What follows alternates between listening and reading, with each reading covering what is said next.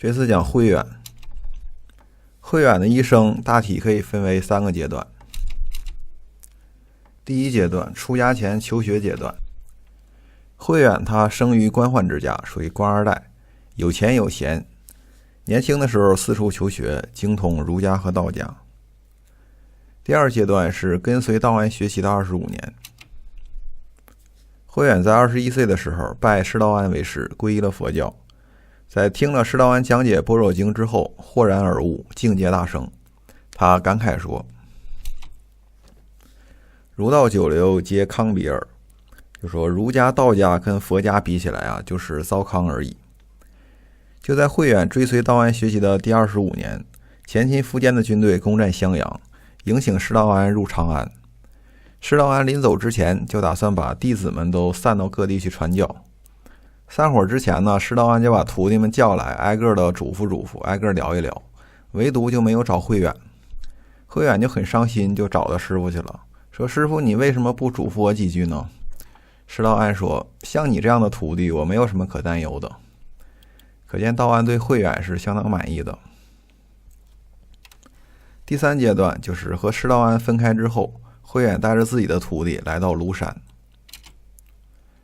开始住在西林寺，后来搬到东林寺，直到他去世，30多年没有下过山。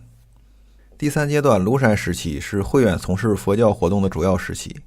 慧远通过讲经论道，培养门徒，组织译经，使庐山成为当时南方佛教的中心，而慧远也因此被公认是当时佛教界的领袖。咱们看看慧远的学说。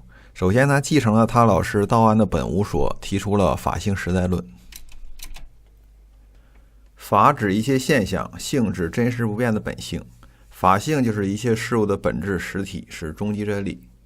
法性常寂不动，生灭万物，超越了时间与空间，一切现象都是法性的派生，并且最终以法性为归宿。说了一堆，其实法性就是之前释道安的本无论。咱们画个图，形而上的是道本无法性，形而下的是万物。咱们就不画万物了，只画一个人，因为佛教主要关心的是人。现象世界的我们是有生有灭的，有三世轮回的，变来变去的，而法性则始终是如如不动的。这就是慧远的法性实在论，其实就是释道安的本无论。在法性实在论的基础上，慧远提出了形尽神不灭，就是当形体死亡之后，你的神、你的灵魂不会灭掉，而是会继续轮回到下一个形里。其实佛教啊，一直是讲无我的，比如原始佛教讲人是由五蕴合合而成，并没有一个恒常自在、连接生死的实体存在，没有超越形体和精神之上的另一个东西叫做我。原始佛教认为没有灵魂，更别提什么灵魂永生了。到部派佛教时期，独自不承认补特伽罗实有。补特伽罗就是在六道之中的那个轮回者，也就是轮回转生的主体，也就是自我。除了独自部呢，其他大部分部派还是坚持无我说的。后来大乘佛教的瑜伽行派讲阿赖耶识，认为阿赖耶识是有情众生的根本识，是轮回转生中的支持识，是众生转迷开悟，从凡夫直至成佛的生命主宰，也是因果报应的主体。这个阿赖耶识啊，就有点灵魂的意思。但是虽然阿赖耶识看起来像灵魂，但说到底它不是灵魂。瑜伽行派说阿赖耶识是依他起性的，阿赖耶识它本身也是没有自性的，不是那种恒常不变的灵魂。阿赖耶识不是我，阿赖耶识里边没有我。瑜伽行派从根本上说也是坚持无我说的。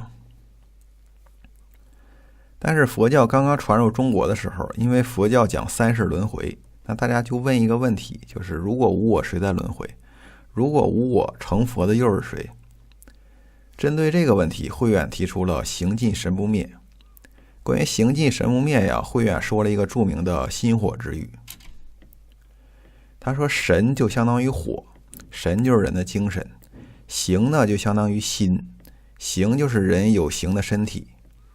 用心火来比喻一个人，灵魂转世呢就相当于火从一个木柴传到另一个木柴，虽然头一个木柴烧没了，但是呢这个火在下一个木柴上继续烧着，形神关系就类似是这样的。咱们画一个图，还是之前那个图，把流变世界里的人呢画的细一点，区分出神和形。轮回是怎么回事呢？就是形一死了之后，神从形一到形二，无论这个形怎么变，神是始终不变的。神是轮回报应的承担者，又是成佛的主体。一般人的神是在六道中轮回的，而通过佛家的修行，摆脱七情六欲的负累，就可以超越生死之苦，得到精神的空灵宁静，做到神与法性相冥合，进入涅槃境界，你就成佛了。这是慧远对于人的心性的理解，他这个理解跟传统佛教有很大的不同。首先，他承认有轮回主体。第二，在对成佛的理解上，慧远强调神与法性冥合，冥合就是冥冥中相契合，神与法性合二为一，你就成佛了。这种成佛的说法呀，是一种神秘主义，怎么就冥冥中相契合了？这个是很难理解的。总之，慧远他这个神不灭的理论呢，跟佛教的本意偏差的非常大，这块听听就行了，不要把慧远这个模型当真。然后沙门不敬王者，就是出家人与皇帝之间的关系问题。用当时的话说，就是沙门敬不敬王者的问题。这个敬啊，就不仅是尊敬了，它还包括比如出家人见到皇帝之后要不要给皇帝磕头的问题。佛教在印度的时候，当时印度整个的社会风气就是非常尊敬出家人。沙门见到国王是不用行礼的，顶多双手合十给你鞠个躬，那就算给足你面子了。当年摩羯陀国的频婆娑罗王见到世尊的时候，都要给世尊行顶足礼的。顶足礼就是跪下来用额头碰触世尊的脚面。当时出家人见到国王是绝对不怂的。但佛教到了中国，这个环境就不一样了。一开始呢，还保持了印度的光荣传统，见到皇帝鞠个躬也就完了。但到了东晋慧远的时候，一些人就开始看不惯了，我们都跪着，凭什么你站着？看着就来气。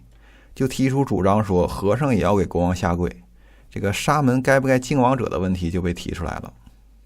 慧远就写了一篇文章回应这个问题，叫做《沙门不敬王者论》，强调沙门不应该给国王下跪。沙门出家修道属于化外之人，跳出三界外，不在五行中，必须保持佛教的独立与僧人的尊严。但慧远同时指出，佛教跟朝廷不是对立的，不是说我不给你磕头就是在意识形态上搞对抗，绝对没有这个意思。出家人用佛法教化众生。佛教讲诸恶莫作，众善奉行，自净其意，持诸佛教。佛教虽不处王侯之位，但实际是协助了帝王治理国家。所以慧远说，佛教与明教只是理论形式和践行方法的不同，但在世俗层面却可以并行不悖，相得益彰。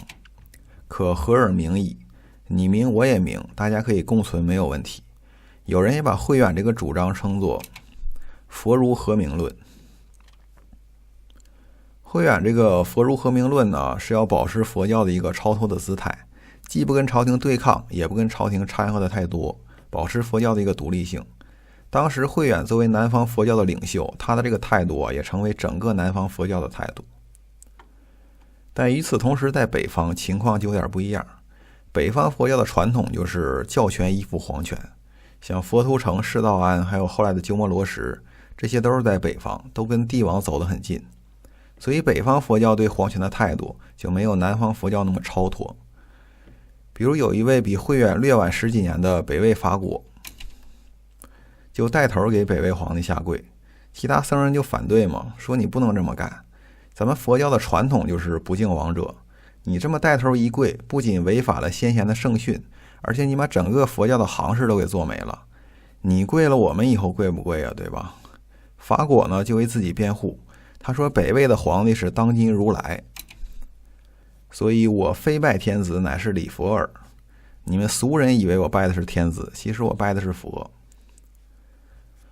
慧远还信奉阿弥陀佛净土，发愿往生西方净土，修念佛三昧。对于净土法门在南方的流行产生了重大影响。后来净土宗把慧远立为初祖。什么是念佛三昧呢？念佛三昧就是念佛的修行方法。念佛通常的理解就是念阿弥陀佛，不停的念，实际这个理解并不全面。念佛三昧的念并不一定是用嘴念，也可以是心念、意念。念佛三昧具体包括3种：实相念佛、观想念佛、称名念佛。实相念佛以后讲净土宗的时候再说。观想念佛就是靠你的观想的力量，能在你的意识里观出一尊佛，这个难度就很高了。称名念佛就是普通理解的那种，不停的念阿弥陀佛，通过观想或者称名来累积功德，强化自己的愿力，能在临终的时候往生西方，这就是念佛三昧。慧远他主要修的是观想念佛，具体怎么观的技术细节就不介绍了。慧远呢就说这么多，先休息一下，下次课讲6加7宗。